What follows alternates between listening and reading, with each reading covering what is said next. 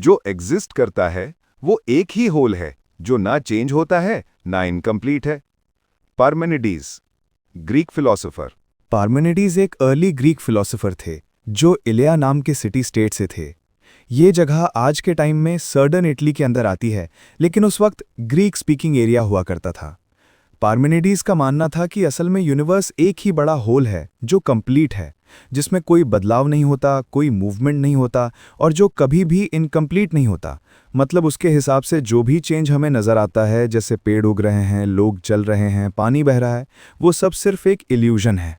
सच में दुनिया हमेशा एक ही जैसी है और एक ही यूनिट है।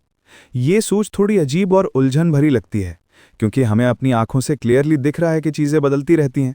लेकिन पार्मेनिडीज अपने आइडिया पे बिल्कुल फर्म था कि असली रियलिटी एकदम अनचेंजिंग है। अब यही बात समझाने और प्रूव करने के लिए उसके स्टूडेंट ज़ीनो ने कुछ पैराडॉक्सेस बनाए। पैराडॉक्स का मतलब होता है ऐसी लॉजिकल बात जो पहले तो सही लगती है, लेकिन उसका कंक्लूजन सेंस नहीं बनाता। ज़ीनो के पैराडॉक्सेस का मकसद ये था कि वो दिखाएं कि मोशन और चेंज सिर्फ एक इल्यूजन है और रियलिटी असल में वैसे ही है जैसे पार्मेनिडीज ने बताया था। सबसे फेमस पैराडॉक्स है एक्किलीज और टॉर्टॉइस का। स्टोरी ऐसे चलती है, ग्रीक हीरो एक्किलीज जो अपनी स्पीड और स्ट्रेंथ के लिए मशहूर था, एक टॉर्टॉइस के साथ रेस लगाता है। टॉर्टॉइस ऑब्वियसली बहुत स्लो है, लेकिन वो चैलेंज देते हुए कहता है, एक्किलीज तुम्हें फेयर रेस चाहिए तो मुझे थोड़ा हेड स्टार्ट दो। एक्किलीज हंस के कहता है, हेड स्टार्ट भी दे दूंगा तो भी तुम जीत नहीं पाओगे। टॉर्टॉइस एक ट्री की तरफ इशारा करता है जो 100 स्टेप्स दूर है। एक्किलीज तुम 100 स्टेप्स पीछे से स्टार्ट करो, मैं यहीं से ट्री की तरफ चलना शुरू करता हूँ। तुम्हें 200 स्टेप्स दौड़ना होंगे, मुझे सिर्फ 100। एक्किलीज जो अपनी स्पीड का फुल कॉन्फिडेंट था, हंस के एग्री कर लेता है। रेस शुरू होती है। टॉर्टॉइस धीरे धीरे ट्री की तरफ बढ़ने लगता है और एक्किलीज फुल स्पीड से रन करता है। लेकिन ज़ीनो के लॉजिक के हिसाब से जब तक एक्किलीज उस स्पॉट तक पहुंचेगा जहां से टॉर्टॉइस ने स्टार्ट किया था, तब तक टॉर्टॉइस थोड़ा सा आगे निकल गया होगा। जब तक एक्किलीज वो छोटी सी डिस्टेंस कवर करेगा, टॉर्टॉइस एक और छोटी सी लीड बना लेगा। जब तक वो कवर करेगा, टॉर्टॉइस फिर एक और टाइनी स्टेप आगे निकल जाएगा। और ऐसे ही लगता है कि हर बार एक्किलीज थोड़ा पीछे ही रहेगा। डिस्टेंस हमेशा छोटी होती जाती है, लेकिन लॉजिकली वो कभी जीरो नहीं होती। मतलब लगता है कि एक्किलीज कभी भी टॉर्टॉइस को पकड़ नहीं सकता। एक्किलीज हैरान होकर कहता है, ये क्या हो रहा है, मैं तो इतना फास्ट हूं और फिर भी इस धीरे टॉर्टॉइस को पकड़ नहीं पा रहा हूं। टॉर्टॉइस मुस्कुरा के कहता है, जब तक तुम मेरी पुरानी पोजीशन पे पहुंचो, मैं हमेशा थोड़ा सा आगे बढ़ जाता हूं, तुम कभी मुझे कैच नहीं कर सकते।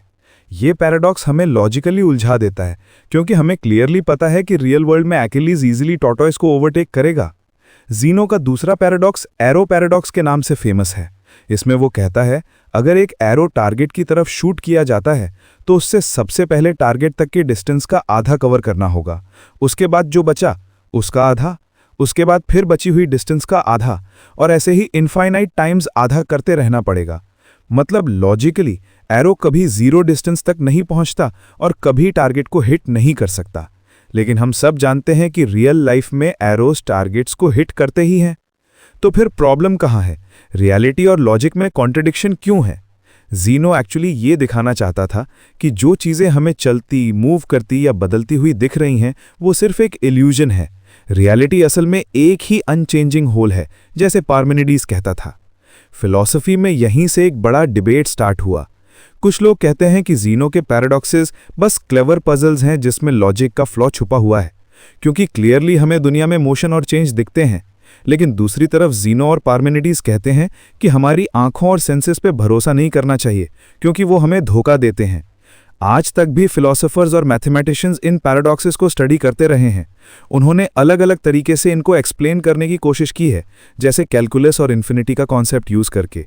लेकिन ज़ीनो का मेन मकसद यही था कि हमें कंफ्यूज करके ये सोचने पे मजबूर करे कि क्या रियलिटी वाकई वैसे ही है जैसे हमें दिख रही है, या फिर वैसे जैसे पार्मेनिडीज और ज़ीनो सोचते थे, एक ही, हमेशा एक जैसे और बिल्कुल अनचेंजिंग।